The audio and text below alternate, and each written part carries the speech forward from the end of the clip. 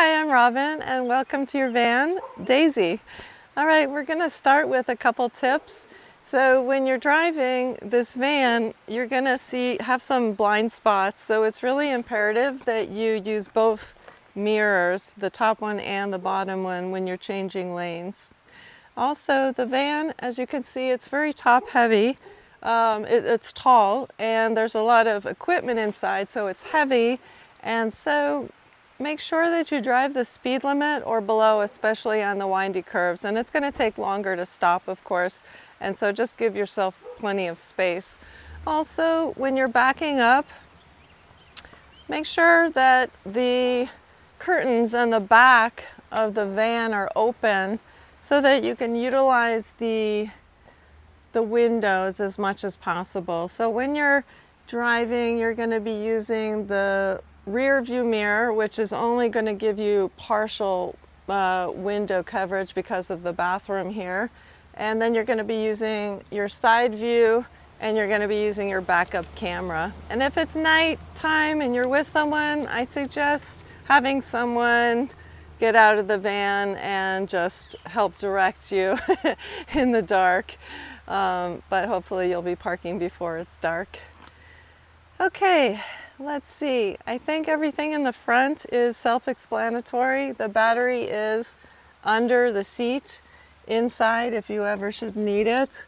We do have a flashlight in the glove compartment, and of course all the registration. We've got some places where you can hook up USB and such in the front of the cab. And this chair does swivel. Apparently, I haven't done it myself, but I was just told by one of my hosts that it does swivel, so that's a good thing to know.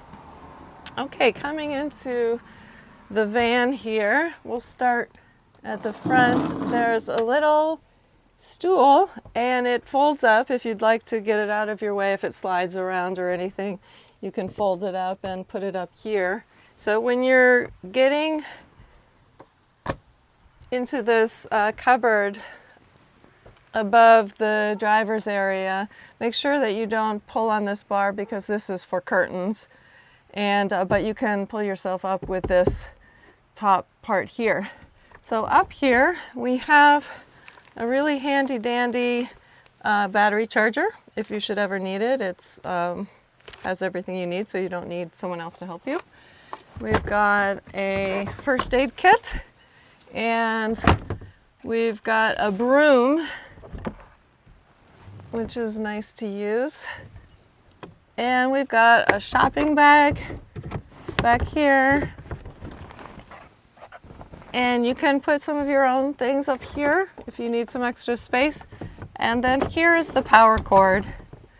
So when you are plugging into shore power at a campsite, you'll be using 30 amps. This is 30 amp cord. And you'll plug it in right around the corner here. It's just right to the left of the sliding door.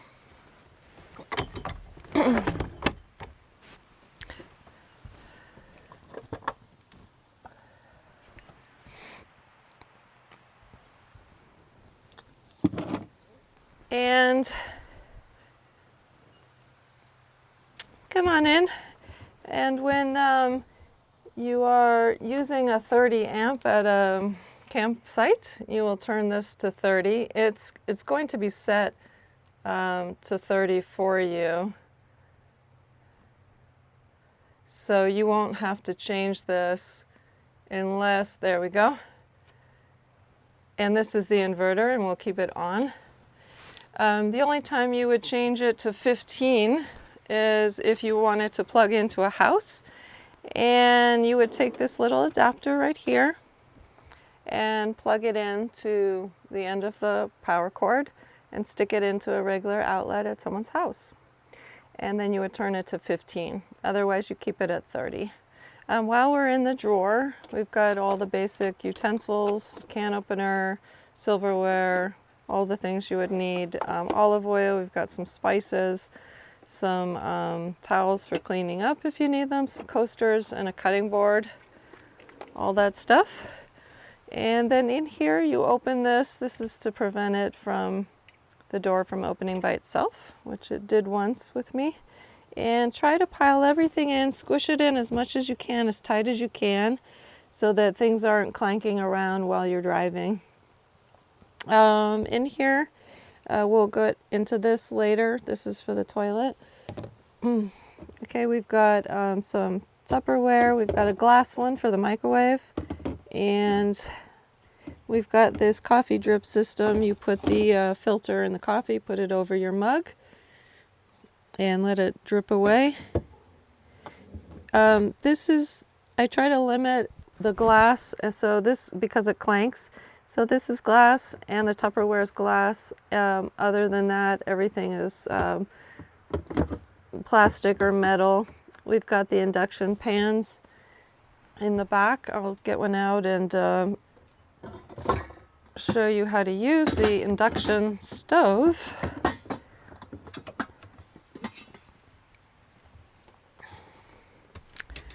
So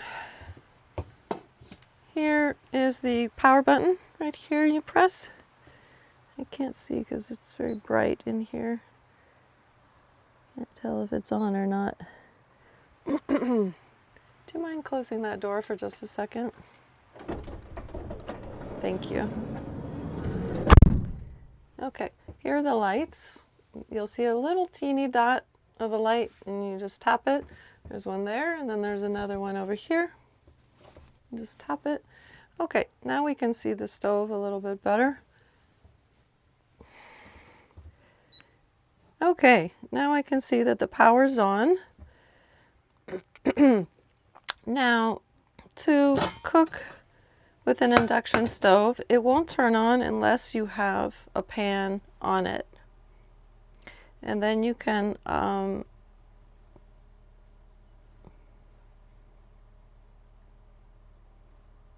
wrong side.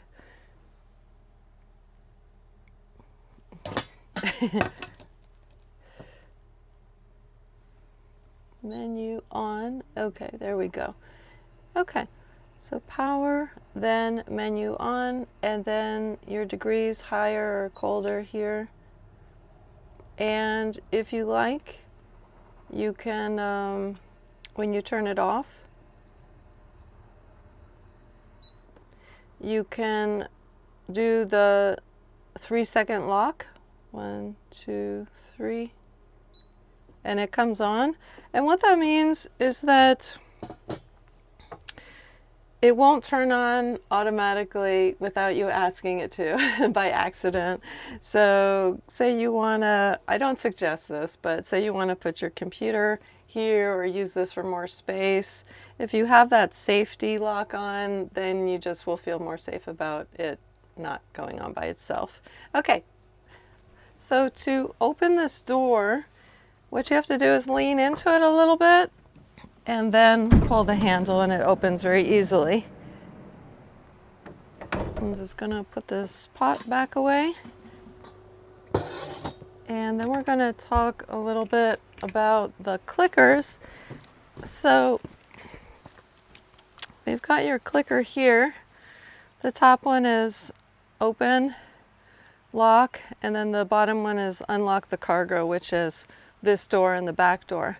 Now the important thing is that this clicker will not work. It won't lock and unlock the van unless all the doors are shut all the way and very tight. And you have to slide this and pull very hard and just make sure that it closes all the way. Did you want me to demonstrate? Just pull it out. And you want to make sure that it lines up here. If it's raised a little bit, then you know it's not closed all the way. And you'll see a warning light when you're driving, it'll tell you, but also the clickers won't lock. So if you're trying to lock it and they're not locking, just open and close all the doors. All right. So I'm going to put this back in here. Actually, let's do the toilet next. So this is the toilet here. You can close it, but I don't all the way, but I don't recommend it because it's just kind of tricky. You have to push both buttons at once to open up the door. So instead, I just use this piece of tape and do it so that it's not closed all the way, so it's much easier to open. This is called a cassette toilet. I really like it because you don't have to deal with going to campgrounds and such. So there's a little ridge right in here where this piece of green flap of plastic is in this groove, and so we kind of want to lift it up a little bit and then pull out. There we go. Sometimes you have to wiggle it and jiggle it a little bit to get it out. Okay, so this little part here, you can slide it in here if you want. I usually don't, but this will ensure that it won't spill out when you're emptying it. And basically what you do, this handle comes out like a suitcase, and then you can stroll it into a bathroom at the rest stop or campground or wherever you're staying, and you just pull this like this, take the cap off and dump it into a toilet. And then when you're going to set it up, take your happy camper if you want to have happy smells inside of your van, and you will use, it says on the top, a half scoop of powder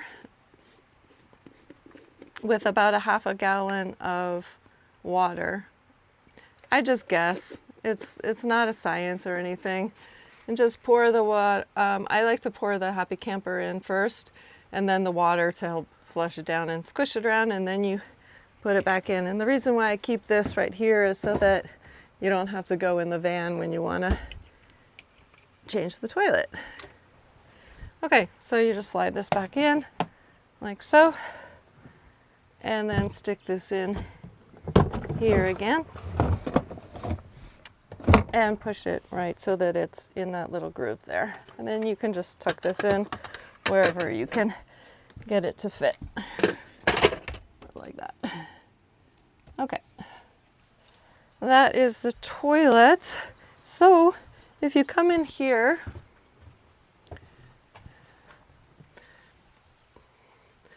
it won't show you when your toilet's filled, but what it will show you is the fresh water. And it's actually all the way full, so 84% means it's full, because I just filled it yesterday. And then the gray water is what's under. It's your shower water and your sink water. And I'm going to show you that next, how to empty that so we can go outside.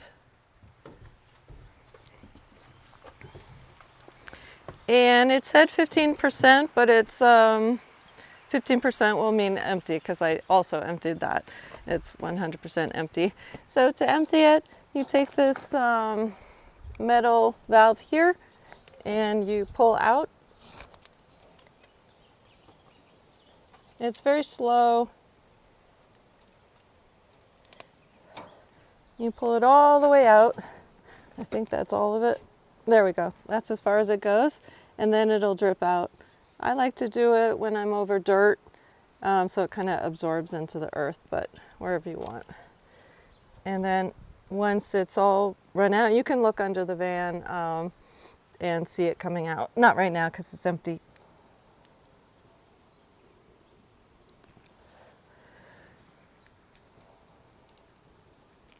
And then push that in. And it's fairly stiff, so you really have to give it a good oomph.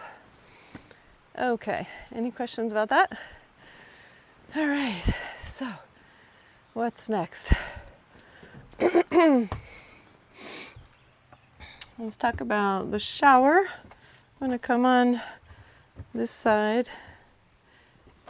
Here's the light for the shower, right there. Push this little button in, and the door will open.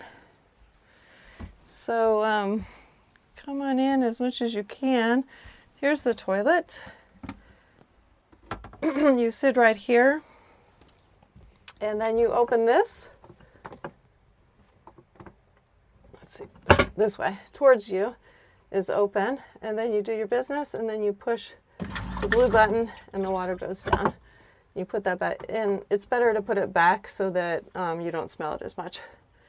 And then we've got toilet paper that's specifically for RVs and camping. It's dissolvable toilet paper. It's the only kind that you can put down there, so make sure you only use the kind that's supplied. And what I suggest, if you want to make it easier for when you're dumping, is to, when you're going number 1, just put the toilet paper in here, and then number 2 down the chute. And then when you are taking a shower, make sure you take the toilet paper out, the garbage out, and then this blue mat. And you can put the blue mat right here so that if any water comes out, you can lap it up with it. And then, very importantly, there's a shower curtain right here. You can snap it in or unsnap it. That's okay. And make sure that it's closed all the way to minimize any water leaking out into the galley. And then, of course, close the door. And it's got a lovely mirror right here you can use as well.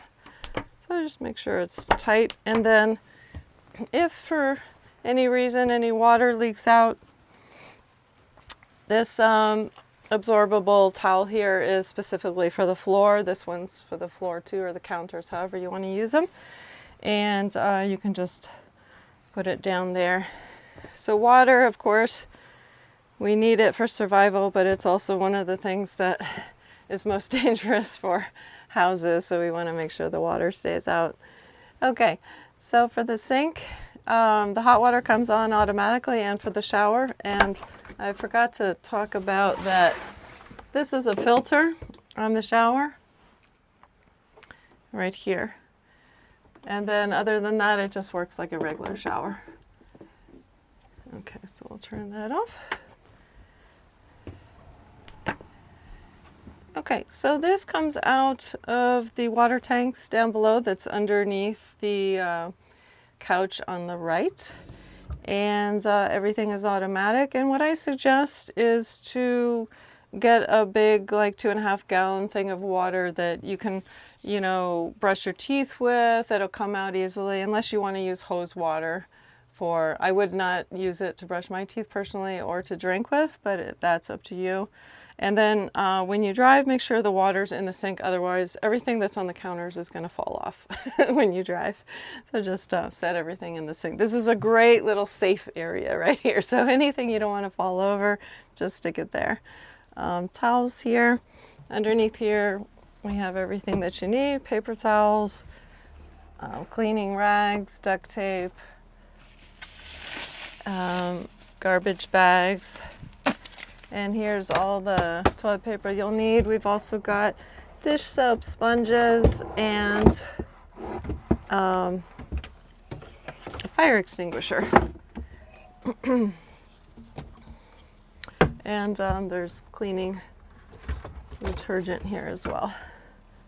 And I use everything natural. I am chemically sensitive, so if you buy anything, please make sure that it's all natural. And this is for the garbage. I forgot to do that. Okay, so while we're up here, we've got the microwave. These lights are bright at night when you're trying to sleep, so we put duct tape over it, but you can undo them.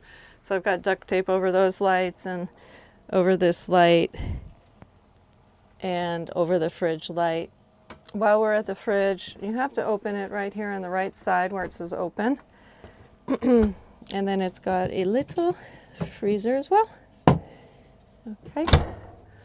And for the battery power, right now it's at 14.2, and you're going to want to make sure it does not go below 12. If it goes below 12, just turn the engine on right away. You can either idle with it or you can drive somewhere, or of course you can plug in for power. You'll get some from solar, so there's the 3 ways that you get power: solar, plugging in, and DC to DC. So right here is your inverter. This has to do with plugging in. So it's supposed to be at 30, and there it is. Okay, we've got cabinets, 4 cabinets here. We've got your towels, your sheets, blankets, and in the in the plastic container there's your duvet. And we've got some lighting here. The control for the lighting for the what are they called? LSD lighting is right here. And you'll only want to push the on buttons here and the off button. Sometimes I try to push the on button twice, but that doesn't work. So on and off. You have to aim it towards the light, and there we go. We've got the lights. If you want to get fancy about it, you can choose your color. Here's green, here's orange, and you just push these buttons here. I personally like the blue, and then we turn it off here. It's Velcro, and you stick it on here. This is the air conditioning, pointed at the air conditioning, which is also the heater. And we first push power, and then we can push mode to get to a different mode. The little snowflake means air conditioner, and then we can change the mode. That means fan, and that little sun there means heat. Make sure that it says off in this little teeny letters. That's a timer. We don't ever want to put the timer on because it'll go on and off without you knowing it. And I'm going to turn this off. Okay, so that's how it works. I'm going to turn it. It'll make some beeping noise to say I'm on, and then turn it off with the power. So the thing that I want to make sure that you're aware of is that not to leave it on and then leave the van, because you won't know how much power it's using, and it could use too much power and hurt the power system. So just make sure that you use it while you're in the van. And what I suggest when you're sleeping is just put it at the temperature that you want and then turn it off. That way it won't be waking you up, you know, on and off when you're sleeping. And then this little guy lives right here. And this control over here is for the fan. And the thing that you have to remember when you use the fan is to close it when you leave, because if it rains, then the water will come straight into the van. So I'll go over a couple of things to remember to do when you drive. When you take off is to clear the counters. Little things like this, it's not a big deal. Like this isn't going to hurt anything if it falls off. It doesn't always, but you could put it here or you could put it inside. This is for the satellite, which what do you call the Starlink? But it's not hooked up, so this is not important. We won't be using that. But so when you drive, make sure that the water is back in the sink, the counters are cleared off, the lights are off, the fan is closed, and the AC is off and all that. So just kind of do a swipe and make sure all that's happening, and then you'll want these curtains open so that you can have better visibility. Okay, I think next I'll just give you a peek of where the power is. Also, you've got some places where you can charge your phone and computers and stuff like that right here. And there are also some in the front. Okay, so to get into the power source, you probably won't need that for any reason. But in case you do, or in case you're curious how it all works, I'll give you a quick tutorial. This is the seat. You pull it up with your finger, like so, and you can sit on the table. As long as the table's in this groove here, it's totally stable. So this big guy here is the inverter, and this has a switch on the right side. So if you come in, you turn the air conditioner on, if anything doesn't work, first thing you do is come to this is the control for the inverter. Just turn it on and off, and most likely things will work again. And if not, then you can always try this big guy here. So this one is the inverter. So this has to do with shore power. So using the power cord. The one in the back, the Renogy, that is for solar power, and you can also download the app and see how much usage you're getting from that. And then the little blue guy, the Orion TR Smart. Blue energy is the DC to DC power, which means that it is from the charging of the battery from driving, which is super cool. This red one over here is your total power. So if you were going to store it, you would turn that off. So don't touch that, and just keep it in the upright position at all times. And the fuses are over there, but on the far right. All right, I think that's everything.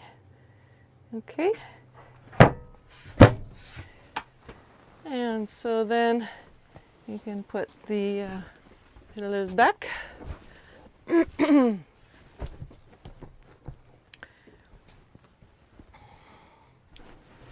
I'll show you how to turn this into a table. Right now it's almost in the bed position. There is a little latch right here that you pull up, and then you pull the table up like that and let go of the latch.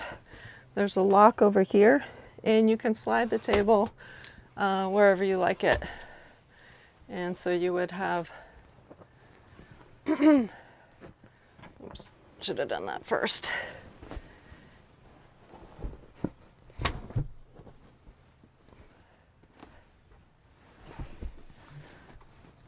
There we go. So once you decide where you want your table, and if you, and then you can lock it into place over here. And there's a little piece of tape there. Okay, we're going to keep it unlocked from now, and let's see, I'm going to show you how to do the bed after we do the water. So I'm going to, whoops, let's keep that up so I can get out. And it's always easier to manage the table if the pillows are up, so they don't stick up in your way. Okay, so I'm going to get it back into the groove. It goes down really easily. It's like a hydraulic system that I put in that is really nice.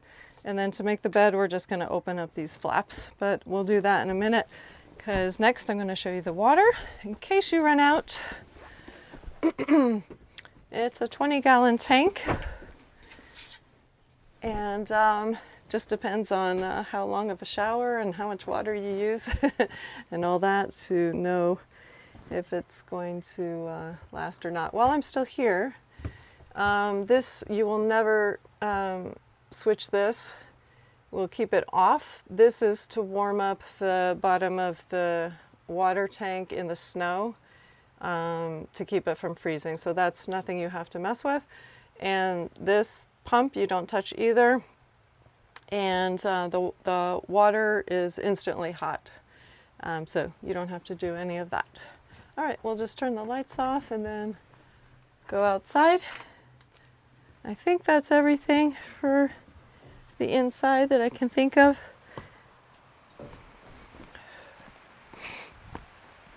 All right. So come on out.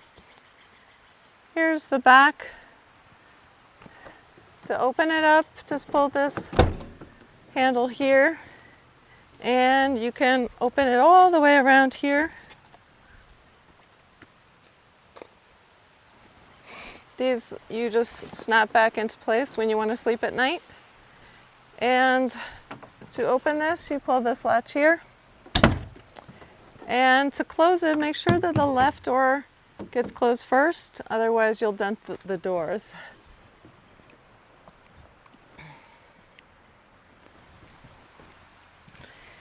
Alrighty, so we'll take the bedding out.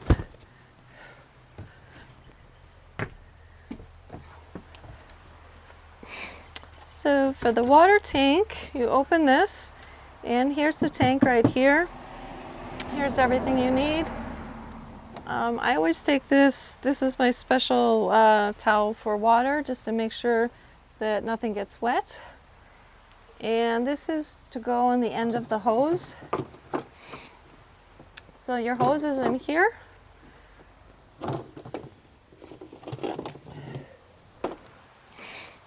You would hook this up to the faucet, of course, and then this to the here. You would slide that onto that, and then you're going to open up this water tank here. You don't need to lock it really. It did come with a key, but you don't need to take that out. So once you have your hose on and you turn it on at the faucet, make sure this is off so it doesn't come out, and then stick it in this hole. Make sure this is open up here. So this, you're going to turn to the open position. This means it's open, flowing this direction so water can get in to the tank here. And then only when it's in, you're going to turn it on really slowly. The water will pour in there, and just have this towel ready in case anything drips out here. And then when it's all the way to the fill line here, which it is, then you know you're finished.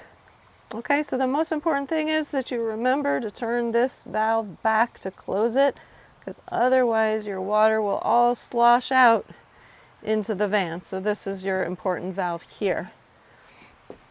Then we close this, make sure no water is coming out anymore. Pull this out, shake it off, dry it off, and then put it back in here with your hose. Okay, any questions about that? And that's it. This goes back.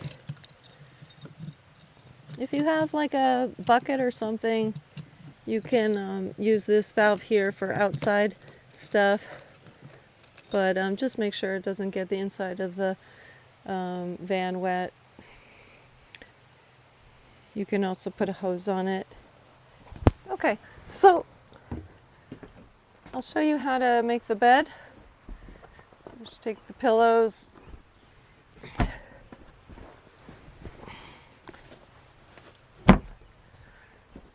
them back over here. So what we're going to do is open the flaps up, and do you want to go on the other side and open the other flap? I can do it from here, but it'll make a big bang. There you go. Just make sure you get in the groove. And then, yep, pillows down. And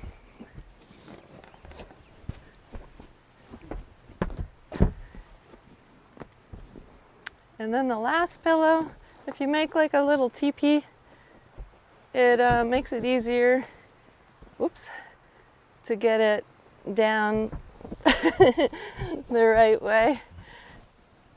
And your pillows, everything you need are in the cabinet, and the blanket is in the cabinet. And you make your bed, and there you got it. Okay, these are just fans. They'll just do their thing automatically.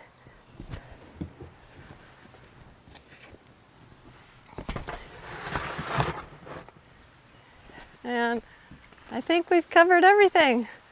So how long does